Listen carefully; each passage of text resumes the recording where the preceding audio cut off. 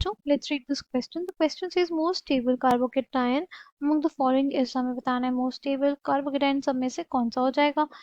Key concept for this question is stability of carbocation.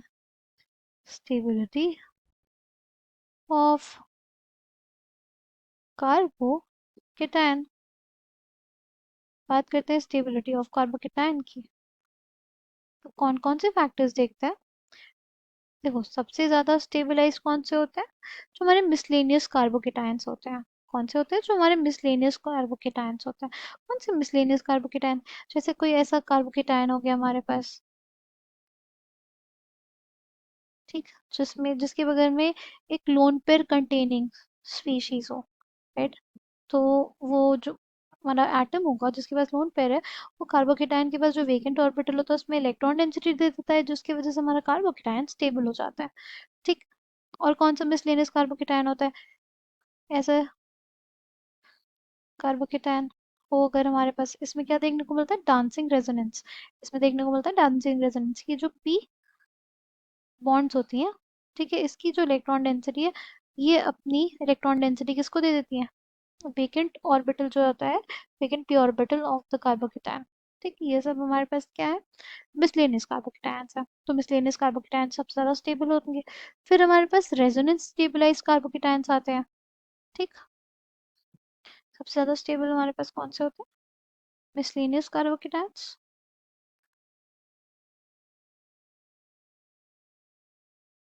फिर हमारे पास कौन सा factor, resonance stabilized carbocation.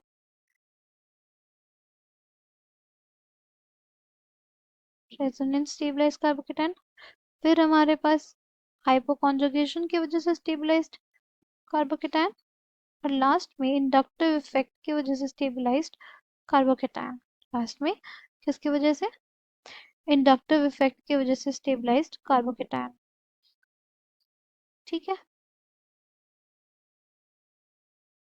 Now अगर फर्स्ट में देखें तो यहाँ पे टर्शरी कार्बोकेटायन है, इसके अल्फा एच कितने हो जाएंगे, 3 अल्फा एच उधर, ये 4, टोटल 7 अल्फा एच. जितना ज्यादा अल्फा एच उतना ज्यादा हाइपर कॉन्जुगेटिंग स्ट्रक्चर. जितना ज्यादा अल्फा एच उतने ज्यादा हाइपर कॉन्जुगेटिंग स्ट्रक्चर.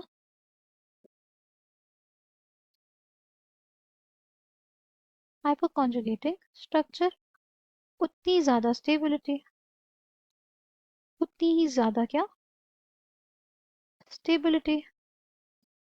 ठीक है.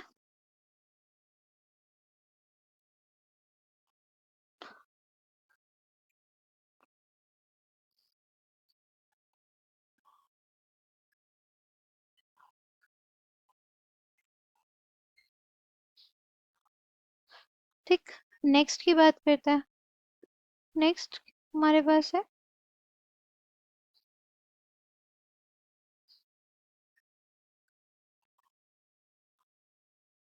ये कार्बोकेटायन, सेकेंडरी कार्बोकेटायन, है ना. इसके अल्फा एच कितने हैं, यहाँ पे 2 अल्फा एच है सिर्फ. ठीक. इसके 2 अल्फा एच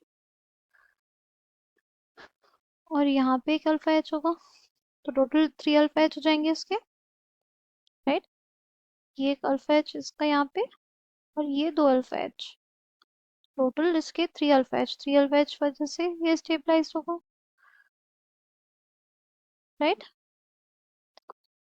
यहाँ पे एक एच होगा ना, ये एक अल्फा एच होगा, ये 2 अल्फा एच, 3 अल्फा एच इसके केस में, इसमें 3 अल्फा एच इधर, 2 अल्फा एच इधर, 5 अल्फा एच है. सी के केस में, सी के केस में कितने अल्फा एच, 5 अल्फा एच.